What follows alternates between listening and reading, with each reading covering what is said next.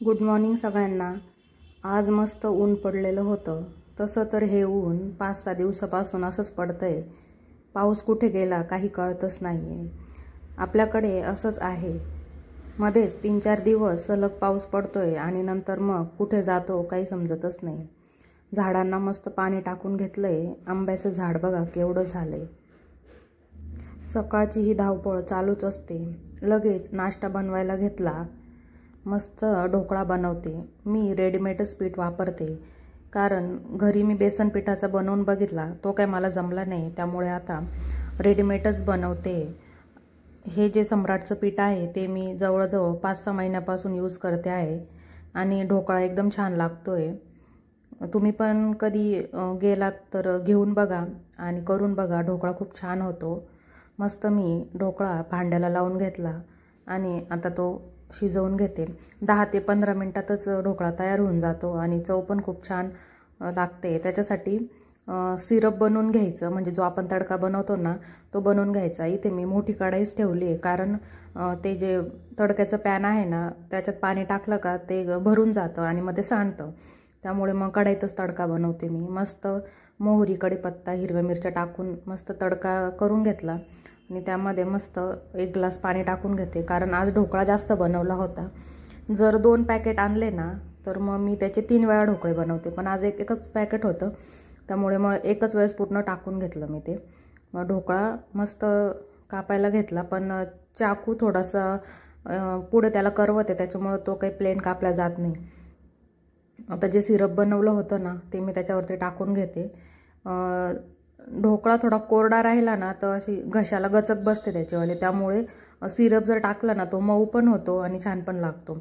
चला आता नाश्ता करून घेते।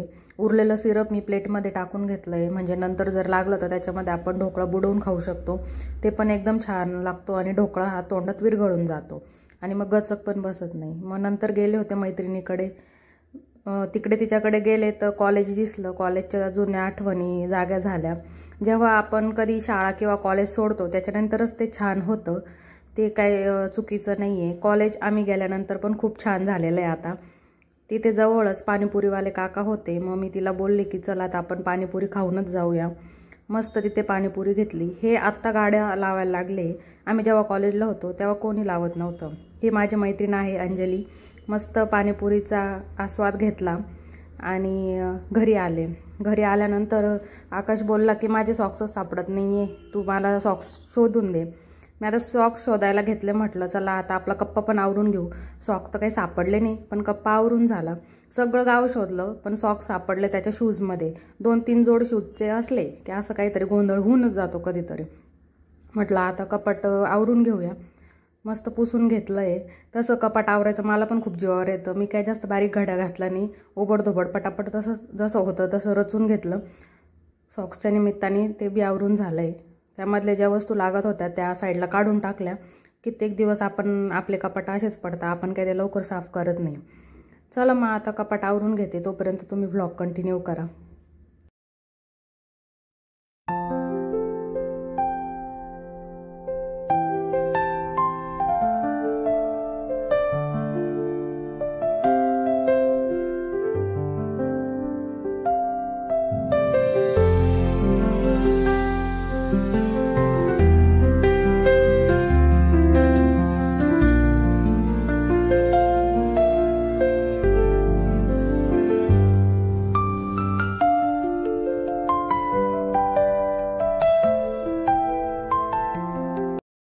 कपाट आवरून झालं।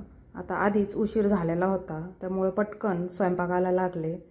आज स्वयंपाकात मला डाळ भात आणि चपाती आणि भरली मिरची बनवायची होती।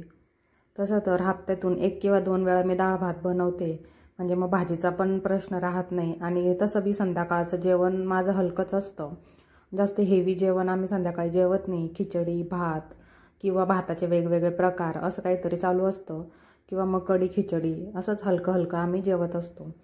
आता एका साईडला डाळ लावून घेतली आणि एका साईडला लगेच भात लावायला घेतला। त्यानंतर आता पोळ्यांचं पीठ मळून घेते। 1 किंवा 2 पोळी आम्ही संध्याकाळी खातो फक्त, त्यामुळे मला कधी कधी ते पीठ मळायचा सुद्धा कंटाळा येतो। पण काय करणार आहे, आता करावं तर लागेल. शक्यतो मी सकाळी कधी जास्त पोळ्या करून ठेवल्या तर मग संध्याकाळी गरज नाही पडत, पण मग त्या सकाळच्या पोळ्या खायला पण जीवावर येतं. त्यापेक्षा मग 2 ते 3 पोळींचं मी पीठ मळून घेते आणि मग गरम गरमच पोळ्या करते. व्यवस्थित जेवण केलं ना मग काही वाटत नाही. असं शिळं वगैरे खायचं म्हटलं की मला खूप कंटाळा येतो.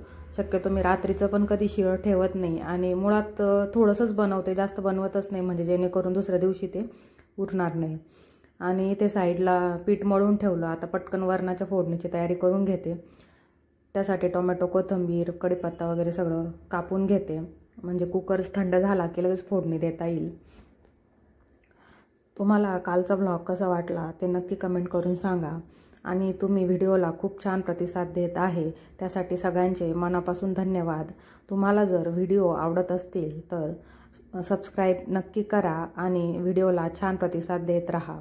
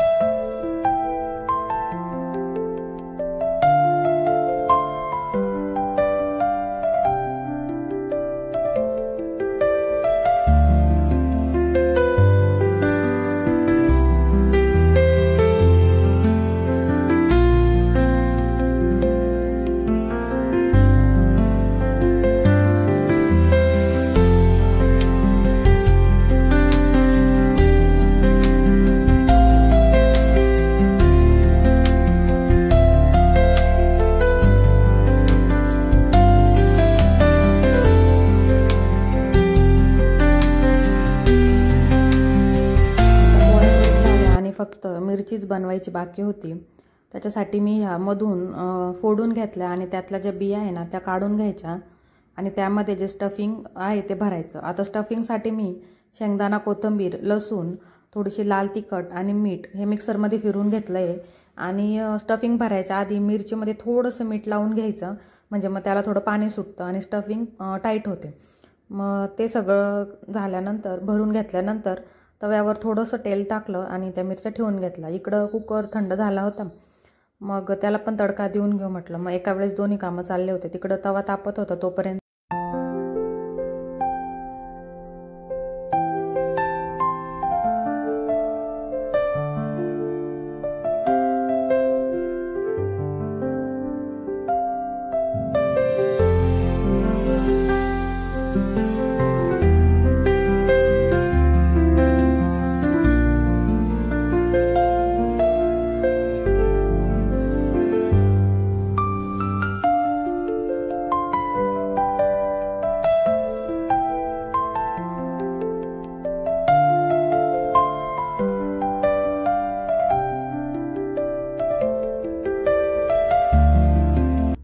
इकडे आता डाळ झालेली आहे आणि मिरचीसुद्धा तयार आहे. सगळा स्वयंपाक आता रेडी झालेला आहे.